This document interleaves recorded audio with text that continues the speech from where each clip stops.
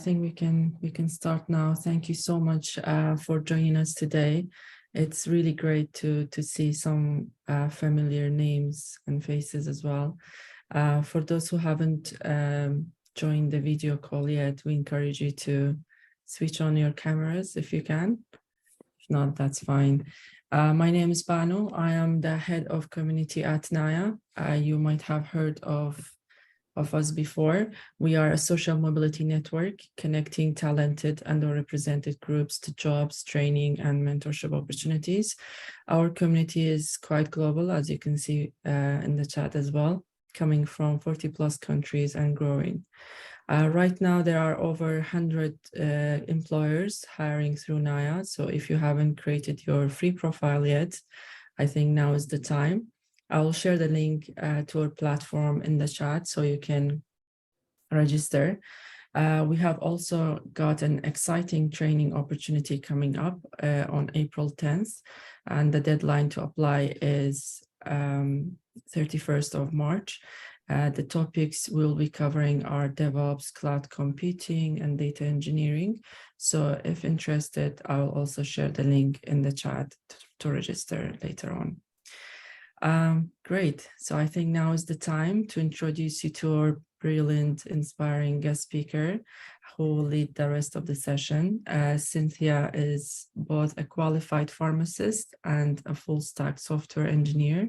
She has more than 8+ years of healthcare industry experience within the NHS, and she's experienced in the following tech stack: JavaScript, Node.js, React, and else. I will hand it over to her to speak about her proudest accomplishments. Feel free to ask questions or paste them in the chat. And now over to you, Cynthia. Perfect. Thank you so much, Banu. And hello, everyone. Hopefully you can hear me all right. And I'm really excited to be able to share a bit more of my story to all of you, and then hopefully do a bit of a taster session of like a coding workshop, beginner friendly.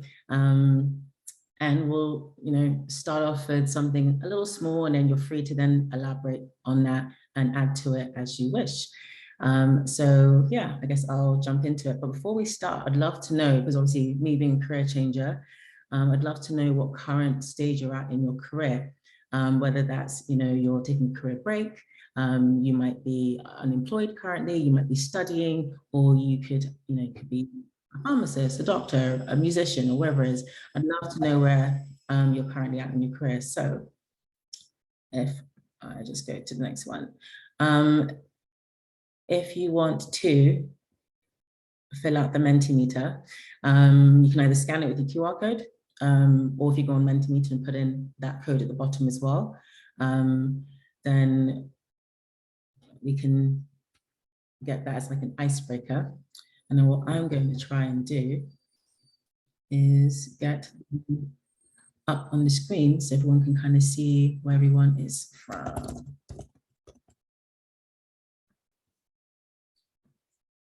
So what we have here, and hopefully this works.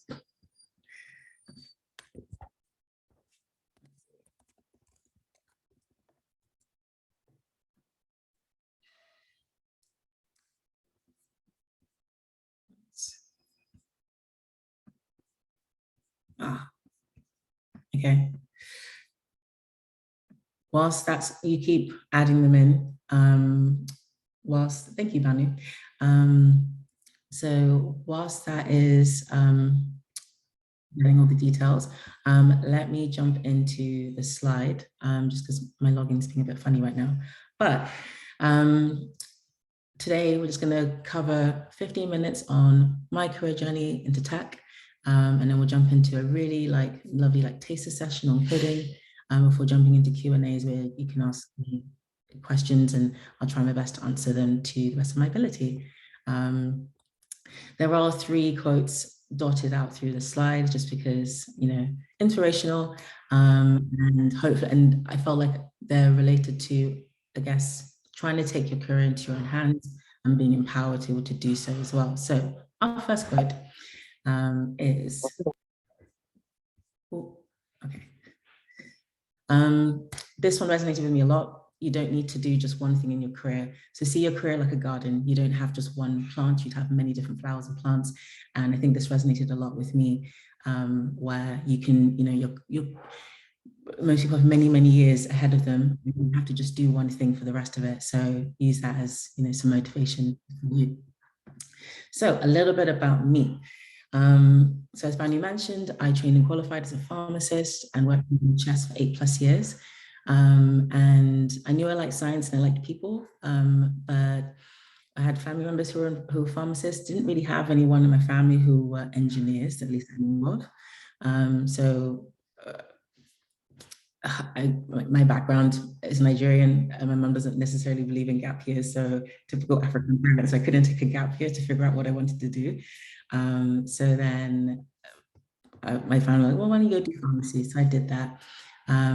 It's a master's course for 4 years, and then you come out, you're not really a pharmacist with a degree in pharmacy. And then you do your 1-year training, like your internship year, and then you qualify. And I worked my way up. I worked across 2 hospitals in my career. So the hospital I did my training in, I stayed and was a junior pharmacist there, and got involved in like quality improvement projects amongst like working on the wards. And then for the latter part, I got involved as a senior pharmacist and then promoted again to being a junior manager. And in those roles, I got to experience doing like a digital project, which was my first time doing a digital project. And made me realize, oh, maybe I can do something other than pharmacy. I actually quite like working with digital.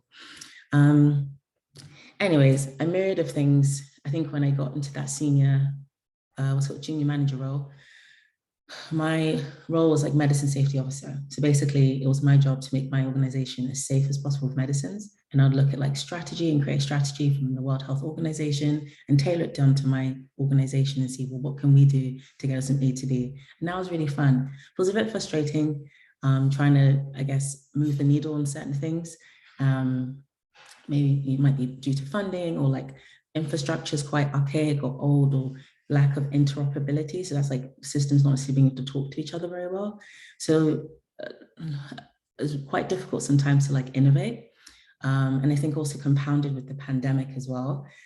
I think I just ended up thinking, well, with one of the business cases I was trying to get through, is like, maybe I can just build this piece of software, not really understanding what software did or looked like. I went on YouTube and found that software is actually really, really hard to code.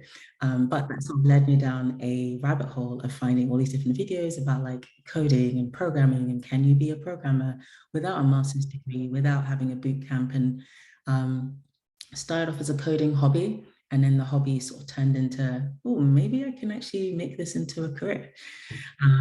So that's when I started around October 2020, started to found free resources online. So Free Code Camp was amazing. I also did the Odin project. I have these as resources at the end of the slide as well.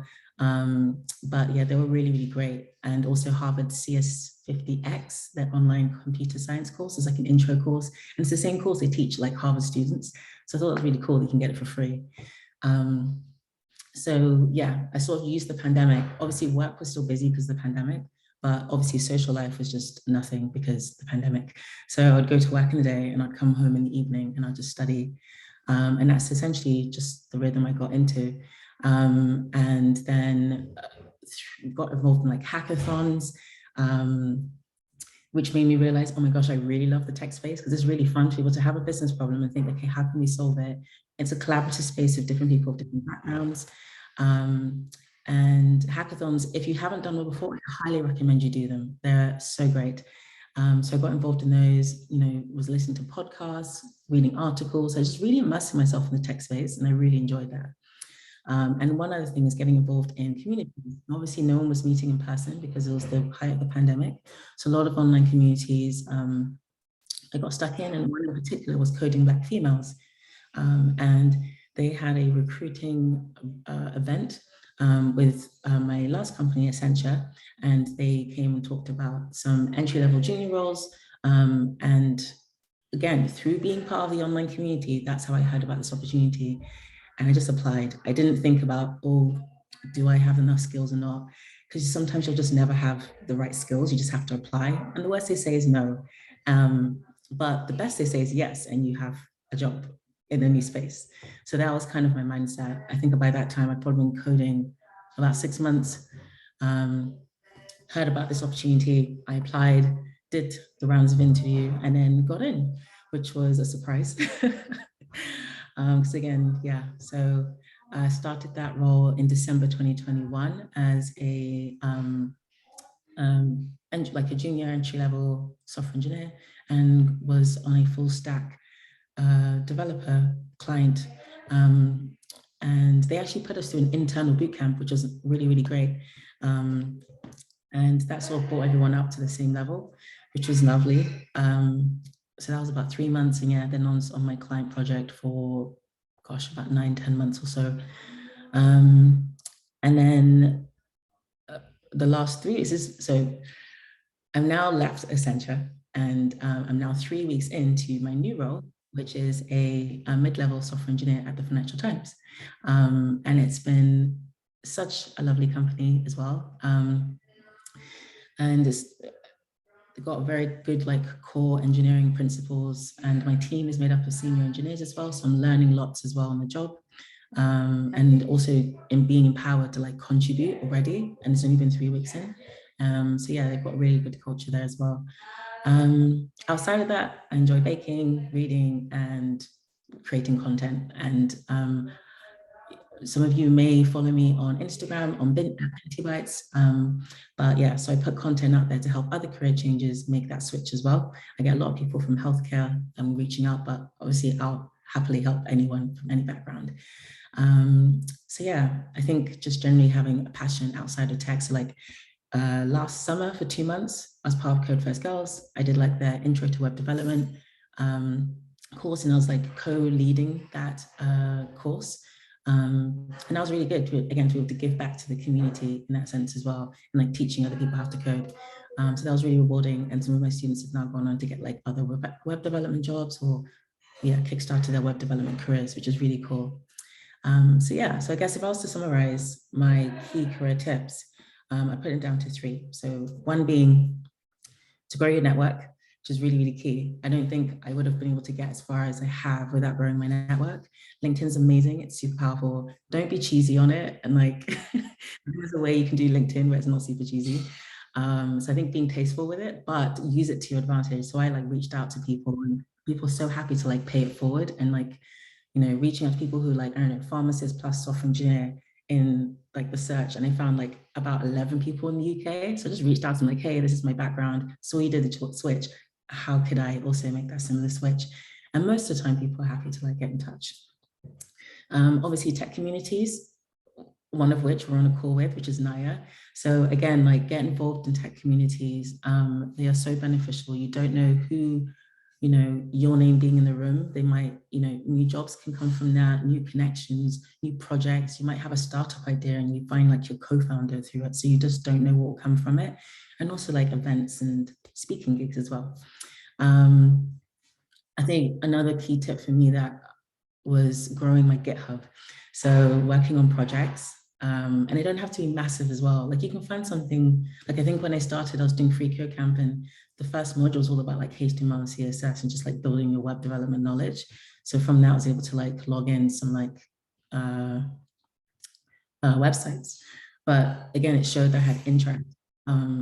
Picking one programming language to start off with. Don't try and learn like 2 or 3, because you don't want to be jack of all. You just want to kind of focus on one. So I picked JavaScript because it's pretty multi-purpose. But yeah, learn a little bit of theory and then apply it through practical means. Don't just learn theory, because you can only retain so much. And also try to avoid using tutorials online as like a handicap. Initially fair enough, but at some point, just go and create something. And if you get bugs and errors, learn from them, and you actually learn a lot. And the last thing is grow your interest. So that's all about getting really immersed in the tech space. So like listening to podcasts. I have some recommendations as well at the end of some really cool podcasts I listen to in the tech space. But yeah, reading articles like on Medium. You can even start blogging, hackathons, volunteering, teaching. There's so many things. So those are kind of my 3 key tips I think have helped me a lot over the last 1.5 to 2 years. But yeah, so I think another quote. So I think for me, this kind of summarized this decision of like, it can be really nerve-wracking. And I know a lot of people who reach out to me saying, I want to make the change, but like, there's maybe tech layoffs, or I don't particularly know what's like, the unknown can be quite fearful and scary. And that's completely fine. And everyone's situation is going to be different. And I think if you're going into that situation, first of all, know that you can do it, but you just have to be able to tailor the steps towards you. Like everyone's gonna have different dependents and financial situations and work situations and things like that. But sometimes it's just taking that first step and acting, and the rest will kind of work itself out. Okay, I think that leads me swiftly onto the coding part of the session. So with this coding workshop, I thought to give people a taster, because obviously we have about 20, 25 minutes. There's only so much we can do in 20, 25 minutes. So I kind of wanted to give this like a taster. And this is actually repurposed as one of the homeworks I gave to my Code First Girl students last summer, where I got them, I think they were learning the basics of like web development, and I got them to create a very, very basic calculator. Now, with the time had, I doubt we're going to be able to do the full calculator, but we'll do enough so that if anything, you guys can go away and then add to it and Google around and see, okay, how can I do this and the other? So let me quickly jump into the basics of web development.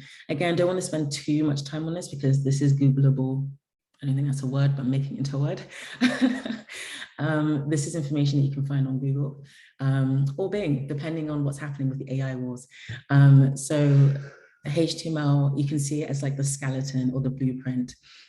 And you're basically telling, okay, this is the structure I want my website to look like. And it uses these things called HTML tags or HTML elements to sort of like structure that. And then you have CSS, which is all about styling it. So it's kind of going from like this skeleton to using CSS to add colors and fonts and boldness and whatever. I mean, you can get really, really, really, really in-depth detail with CSS. Like I've seen people do like crazy animations. My skills are not at that level, and I don't particularly enjoy doing CSS, to be honest. But yeah, you can get like, go on YouTube and there are some really crazy things people do in CSS, which is amazing. And then there's JavaScript, which basically will make the website interactive. So you can have, and you probably use JavaScript without necessarily realizing you are. So when you have a form, like a contact us form, you put in your details. So the HTML will define the different fields. So that's the structure. CSS makes style it, so you put it in the middle, make the boxes this big, or put the font like this. And then JavaScript is when you put in your details and you click send or submit. JavaScript is what working to make your website interactive, and it'll send the information to wherever you've sort of programmed it to go. And then the last bit is with hosting. So, great, you've now created your first website, but only you can use it, or basically you'd have to carry your laptop to everyone else to use it, which is not practical. So you normally then host your website, and it could be on a hosting service.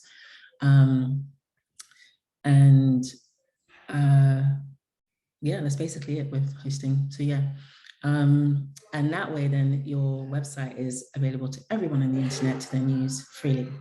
So that's basics of web development. But again, please feel free to go and find whatever works with you in terms of learning. If you prefer reading or watching videos, whatever it may be. I'm a more of a visual learner, so I find it's easier to like go to YouTube and like watch a video on something. But let's jump into the very quick workshop task. So how much time we got? Okay, we have about 20 minutes. So the task at hand is we're going to try and create a very, very basic beginner-friendly calculator. Just to give you a taste of coding. I don't know how to gauge it. I don't know how beginner everyone is, or maybe people quite more senior. But we'll be using this site called CodePen. I don't know if many of you have heard of it before, but it just doesn't mean that you have to have like your local coding environment. It's really just easy to set up and use. And thank you, Banu. So if you check the chat, that's a link for the empty code pen. So I guess you might fall into 3 brackets now. So there might be a set of you who may want to code along, and that would be the top link that Banu just put inside the chat. And that's just one that says /pen. So that's an empty pen, and you're free to then code along. The second link is the finished product. So the one I use for my students, and that's got all the code already there. So you may just want to like look at it again because of the time. You may just want to have a look at it, play around with it, see, you know, tweaking things, changing things. What does that do? And you're very free to like play around with that as well. I don't really mind. And then there might be a third set of you who might be really super chill and just want to watch, and that's perfectly fine. So what I'm going to do now is I'm going to open up, let's see if this works. Here we go. So hopefully you guys can see the plain pen. Yes, we can see. Yeah, cool. Right, so so what I'll try and do is I'll try to code and teach at the same time, which might be a bit tricky, but we'll see how we do. So bear with me. But again, you do have the final code as well, if you just wanted to use that. Right, so HTML, we want to define our structure. So that's all about, and again, feel free to Google these different terms.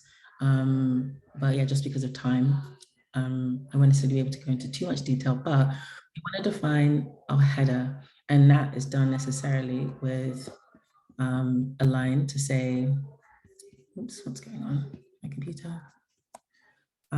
So we have a H1, and that's essentially saying, I want a header, and it's like headers can be from like level 1, which is like a big header, down to like, I mean, you can do, as this numbers get larger, the headers will get smaller and smaller. So if you have like header 1, it's going to be huge, but like header 4, H4, will be a lot significantly smaller, like a subheading, something or other. So I'm going to call this my first calculator. I can spell. Calculator. And you have to then close that as well. And there you go. So the nice thing about CodePen is that it's really visual and it's instant. So whatever you do at the top of these, so this is the structure, this is your styling, and this is your JavaScript, it will then show at the bottom. So you don't necessarily have to like have, we would call it an IDE, which is like a development environment. Some people may have heard of VS Code. So that's like your own local developer environment, but then you'd have to also like host the website in a different way. Basically, this makes it super simple, especially for a teaching context. So feel free to use CodePen for your own like projects as well.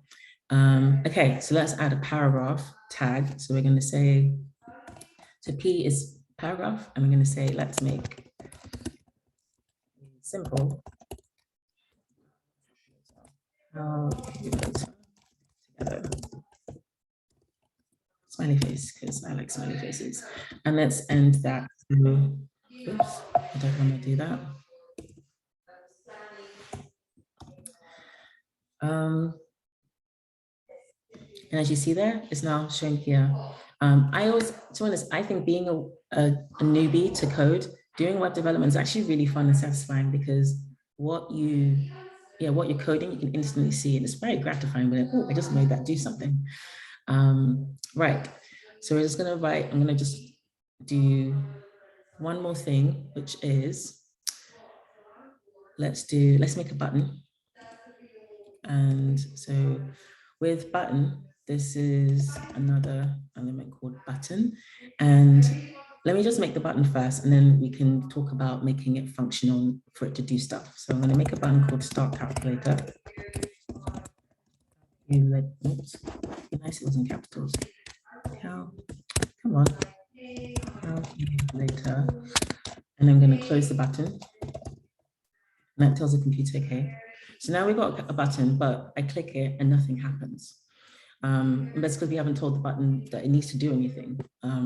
So what we're going to do is we're going to pause a bit on the HTML, and now we're going to make a function in the JavaScript side so that when we click the button, something happens. So again, this is like trying to make your website interactive.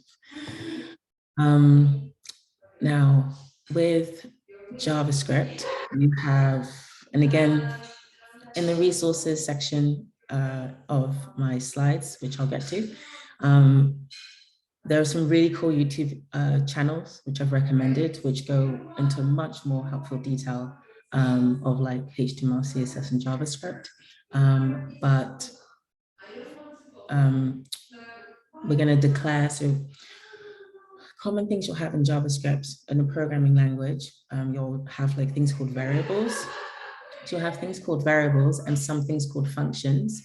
So a variable could be something where you say, okay, I'm going to declare that I'm going to declare a variable and I'm going to assign a value to that variable. And whenever the computer sees that variable name, it's going to know, oh, I've seen this before. It's been assigned somewhere else. So we normally will use, you can use a declaration called let. And now it's telling the computer, hey, I'm going to declare a variable. So like, so let name equal,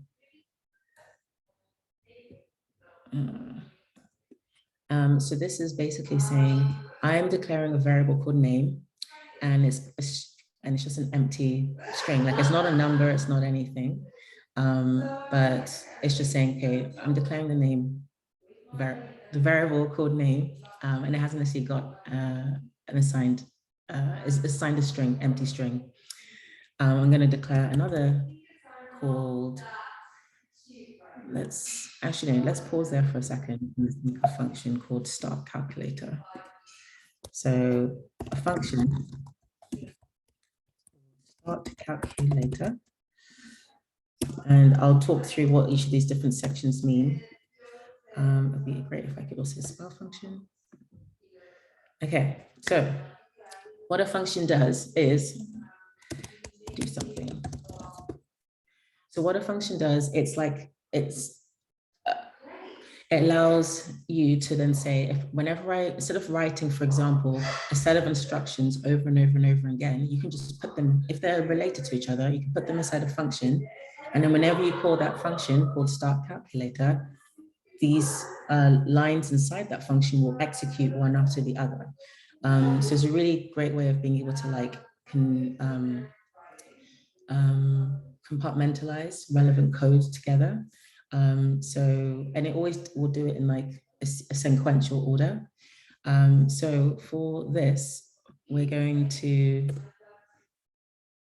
create a function that when this is clicked, when the user clicks this, it will say, hello, what's your name? And until it gets a name, it's going to keep prompting saying, hello, what's your name? Hello, what's your name? Hello, what's your name? So we're going to create that, and we're going to create it. So for it to keep saying, hello, what's your name? Hello, what's your name? What it's doing is it's going to keep moving the loop. And then, and these are all terms which are very like programming terms, like variables, loops, functions. These are all things that you definitely want to look into, because you're going to have to need like the basics of a programming language. Where was I? Yes. Okay. So we're going to create a loop, and there's different types of loops. So you can have a for loop. There's many different, there's no point going through all the loops. There's different ways you can loop to get your function to keep prompting something until it gets an answer that it wants. So we're going to create a loop that essentially will keep saying, I want you to do whatever is in, so do this. So it's going to continuously do this. And until it's satisfied, it's going to keep doing whatever's like the code that's in this line is going to keep asking, prompting it. And then once it gets the answer for this, it will then exit and say, okay, now you can move on to this part of like the function. But this will make sense once we type it in. So we're going to take the variable that we've already declared called name, and we're going to say prompt, which is we're gonna create a little alert that will prompt the user and say, hello, what's your name? And then whilst name is empty. So we're going to put, and I'll quickly explain what this is doing at this point. So we have this thing called a do while. So do this while this is not. So whilst name is not being given, so this is a logical like not. So it's like saying not. So whilst we don't have name, whilst name is empty, basically, keep prompting the user, hello, what's your name? So now if we try it, we should, if you click start calculator. Oh, no, wait, hold on. I need to, that's why. So start calculator has no connection. That button doesn't know I want this function to be called when I click it. So in the button, I have to also then say, when the button's clicked, so on click, I want you to run the function called start calculator.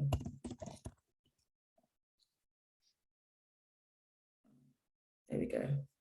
So we've told the HTML that it should expect in this button, whenever the button is clicked, I want you to run the function, the code that's inside this function called start calculator. And the reference is here. So if we now would click the button, it should now, here we go. A pop-up appears saying, hello, what's your name? Now, if I don't give it anything and I just click OK, it's going to keep saying this because it's like, well, whilst name is nothing, I'm going to keep prompting you, hello, what's your name? So if I put now Cynthia, click OK, now it's happy, it's accepted it. So that's one aspect. And if you wanted to go ahead and now style this button, we can say,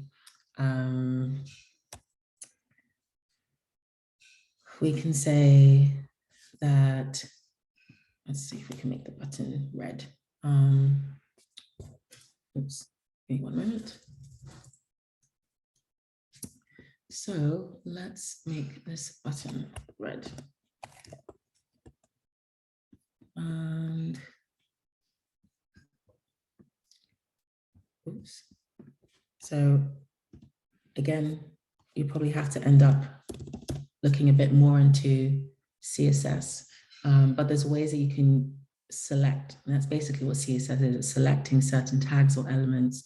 You can even use very specific like ID names and saying, hey, CSS, go find this in the HTML structure, and I want you to change it in this way. So what we're going to do is we're going to change the color of this button, and we're going to say background color. It's American, so it's color with an O. And I want you to change it to pink. And if I do that, it should now, she says, I missed something. I think you don't need a dot in front of the button. Ah, thank you. I told you, I do not like CSS. I love CSS. Oh, but there you go. So now if we do that, there we go, perfect. So now we've changed the color of that. So yeah, so this is just a very, I mean, obviously I've given you guys the final code, and please feel free to play around with it, tweak it, change it. It's a really simple calculator, and it basically gives you a really basic understanding of HTML, CSS, and JavaScript. I've left the CSS section empty so that you guys can go and like add to it, because I think that's the fun part with web development, is like styling it. But the functionality is there in terms of the JavaScript. But just, yeah, in the interest of time, there's only so much I guess I can cover in like 25 minutes. But yeah, I guess that's like the start of how you'd kind of go about making a very basic calculator. So again, HTML, you kind of define the structure using these tags or elements. And sometimes they can also, like, elements can take on extra properties. You can like say, okay, when you're clicked or when a mouse moves into view, then do this, like, and that's when you kind of like inject some JavaScript into your code as well. And then with JavaScript, you know, you can have functions, and your functions can be super complex, or they can be really simple that brings up an alert to say, hey, what's your name? So yeah, I think I think I might pause there for the coding taster. Hopefully that wasn't too much. But again, there's so many other resources out there that might be able to like teach at a slower pace or quicker pace. Yeah, I think I'm going to quickly jump back to the slides real quick.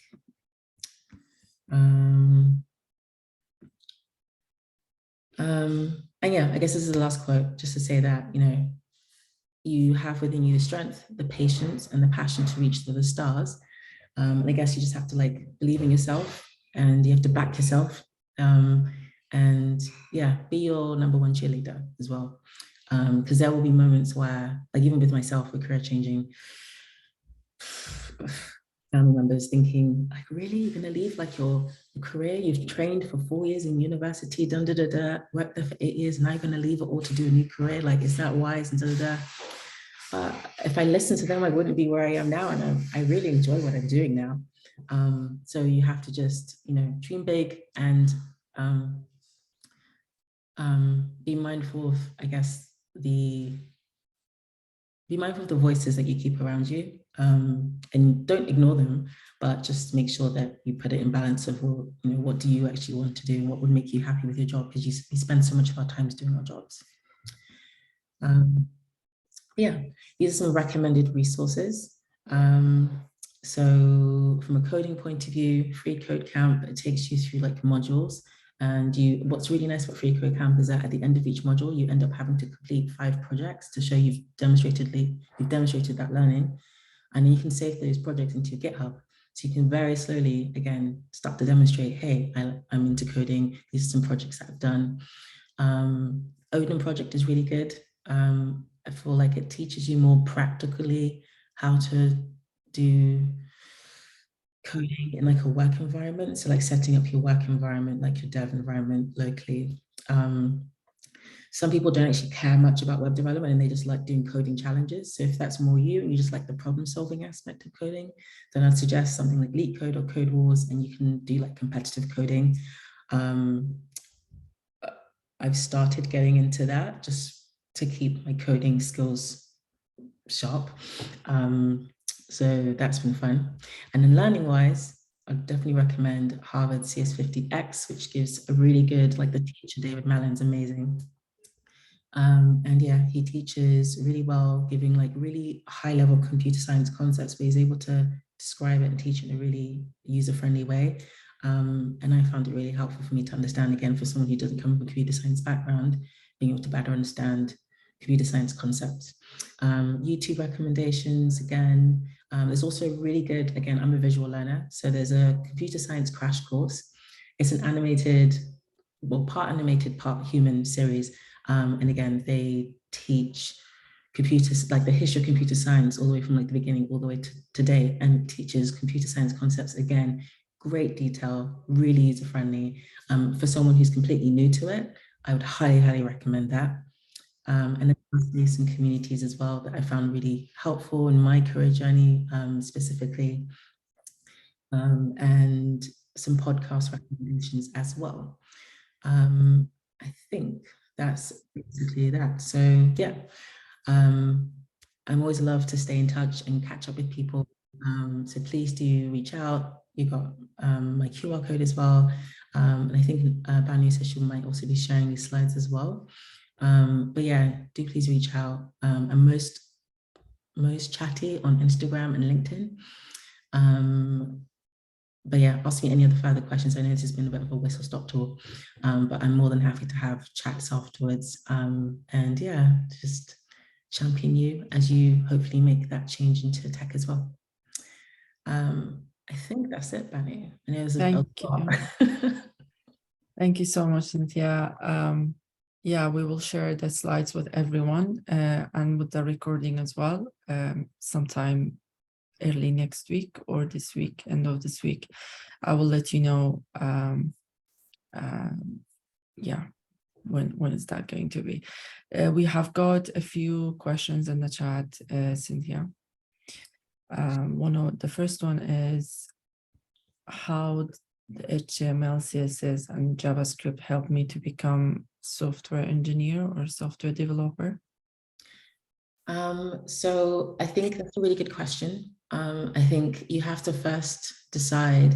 So obviously I picked HTML, CSS, and JavaScript to kind of go over, just to kind of give a taste of what coding. But to be honest, I think before you even ask, are these languages going to be helpful, you have to first figure out what sort of developer you want to be first. And that's why I tell everyone, like, if you're learning HTML, CSS, and JavaScript, but actually you want to do like data science and stuff, then I'd probably suggest you learn Python instead, because that makes more sense. So you have to first figure out what sort of developer you want to be. So whether it's game developer, a blockchain developer, data science, and maybe you want to do mobile, which then you'd use Swift, iOS, or Kotlin for Android. So there's so many languages out there. So don't pick the language. I'll say first pick what you want to do as a developer, and then from there you can then see which languages are normally used by those developers, and then pick a language. I've actually got a really helpful post on my Instagram where it kind of goes through top languages used in common roles. So you can check out that carousel. It's pinned on my Instagram. Great. The next one is, how long were you studying for before beginning your first software engineer role? So that was, I'd say, 6 months of self-learning. So I think I started around October 2020. I started the Harvard CS50X online course, and was also like dabbling in free code camp as well. So I think about 6 months. And then through me being in like the online community, the Coding Black Females one, and then doing like the recruiting round, like they had a recruiter event, sorry. That's actually how I saw that opportunity for, they had like an entry level software engineer roles. And I just thought, well, I'll just apply. So yeah. You never know. Exactly. Exactly. You never know. The worst they say is no, but the best they say is yes. The next question is from Jivan. Jivan, sorry for mispronouncing your name.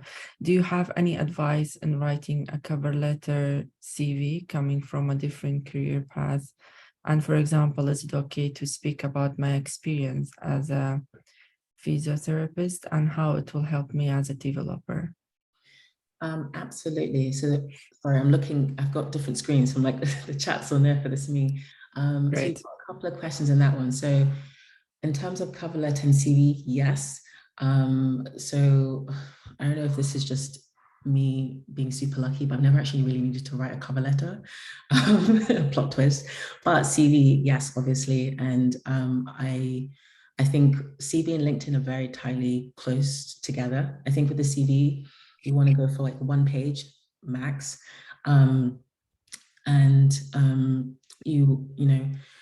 One key thing was when you're talking about your experiences in your CV is that you want to make sure that you are quantifying your impact. So I don't know, I led a project from X to Y, and I'm able to quantify my impact. So it led to 10% increase in or I ran a training workshop for 100 staff, and we had X% success rate or X% like positive response. Like quantify your impact. Each bullet point in your work experience should be quantifiable.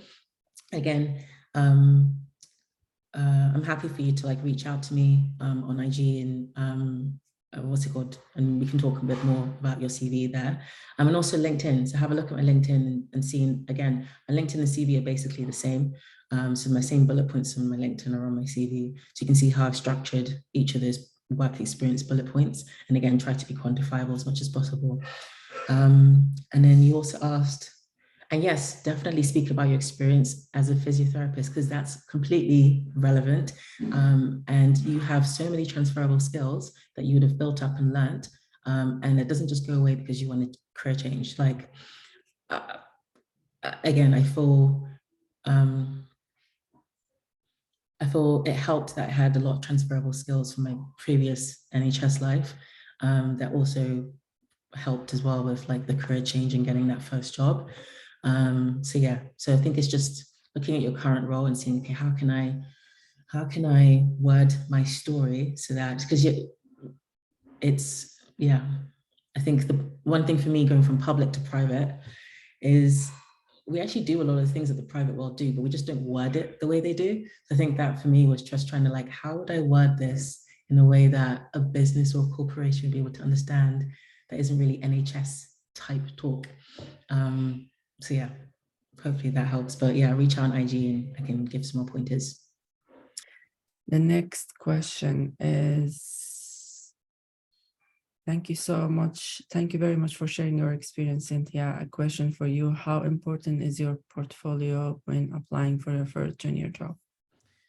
So I'd say this is important, I think, and this is why I was kind of mentioning, like, don't necessarily get stuck in like just doing tutorials on, you know, Coursera, EDX, YouTube, because those are things that probably a lot of other people would have in their GitHub portfolio. So, I mean, definitely use them to get comfortable, or use it, but then tweak it and change it to your needs and demonstrate how it's slightly different. I think having some projects, not a lot, you know, even having like, you know, I think start off with at least having one project where you can definitely talk about it. You get super geeky and nerdy about the code that you've written and feel really passionate about it. And yeah, say like have a, I think I put a post on my IG about good first projects for newbies. But I think it's important to show that, well, one, can you actually code? And how you like solve a problem. And again, also just shows your interest in that space. One other tip is also make your GitHub account, like know your repos that you put your code in, make them public. Don't feel like you have to like make it a private repo so no one can see. The number of like repos I have where I've like started a project and then stopped halfway, but like it's okay. I think it's, again, if you like, I have my link to my GitHub on my LinkedIn and as part of my link tree. So if recruiters wanted to like look at, it's like, oh, what's her coding like? They can see it, and I don't mind that because they can kind of see what I'm getting involved in, and also other people in your community might see a problem that you're on and might be able to like offer some advice. I had that with one of my coding projects. I think I was trying to make a tool where it would, you put in a number, numerical number, and it would output it as text. Just why not? I really wanted to learn a bit more about Node.js. So one of my friends in the community, he saw it and had a problem. I noted the problem and I was like, oh, actually, if you try it this way, you might be able to fix it. I was like, oh, cool, thanks. That wouldn't have happened if I made that repo private. So there's, yeah, get at least one to two really good projects and just start from there. But find some fun things that you were like, oh, wouldn't it be so good if I could automate this or have something for this? Or I think I had one of my students from Code First Girls, I think their partner was, I think it was like the time, I don't know, some football was on. And as one of her projects, she made a website, and it was a really simple website, but really cool, where it had like England and Hungary, I think, were playing. She just made a website on the day and styled it. And where each time a team would do a goal, it would just be a goal tracker for the match. And that was a really nice, fun project. And she can talk through it. So yeah, it doesn't necessarily have to be elaborate. Thank you, Cynthia. I think we have last question from Nikki. Is HTML, CSS, JavaScript, and React enough to land me an entry-level job? I have been searching for an internship entry-level, but I mostly get rejections. So it's difficult to say without necessarily knowing you holistically, because there's so much more than just having the language. It's also, you know, what's your CV like when you're applying, like the CV cover letter, and what projects do you have? How other, like, there's so many other things that factor in just the language. I think depending on the role itself, if it requires those languages, that definitely helps. But it's a bit tricky for me to say just learning these will then help with getting into an entry-level job, because it's so much more than just the languages. But yeah, it's not enough just to know the language. You also have to work on your CV, your cover letter. I think LinkedIn's really helpful. I've got a number of job opportunities, again, through LinkedIn. So I think working on your LinkedIn and making it like is also super helpful as well. In terms of internship, it's a bit difficult. I'm trying to think with internships and entry level. I think when searching for roles that either start with like apprentice or associate, intern, entry, graduate, all those sort of terms sort of encompass entry level roles. And a lot of organizations, and I don't know if you have any like resources on this, or organizations that sort of cater to more entry level jobs. Those are sort of what I want to be searching for. We actually had a joint program with Accenture, which was a movement to work program, especially for those who are new to tech or would like to, for example, start an apprenticeship in that topic. So we will be having more of this opportunity coming up soon. So if you register, then you will receive those updates by email weekly around all the training opportunities, entry-level jobs, and apprenticeship or internship opportunities, such as the one we had with Accenture. So more exciting stuff are on the way. Let's all keep in touch. And if you have any questions from me, for me, you can actually reach out to me on LinkedIn or my email. I paste them in the chat. And I think we no longer have any questions in the chat, but if anyone would like to open their mic or ask their questions, then we are here for another maybe 1 minute, 2 minutes. Yeah, I'm happy to stay in a minute. I think, yeah, everyone is saying thank you so much in the chat. So absolute pleasure. Thank you. We should actually thank you for joining us and for taking your time. And yes, please do. If anything wasn't super clear at all, please message me and I can clarify it. And I think, yeah, Fanny says she'll be sharing these slides out within the next few days as well. So you should be getting that. But it's been an absolute pleasure. Reach out. I'd love to, honestly, I love chatting to people about career changing and helping them. Probably be better than I can answer more specific questions that you might have that might be a bit more niche to you. But yeah, it's really great. Cool seeing so many people on the call. So thank you for coming.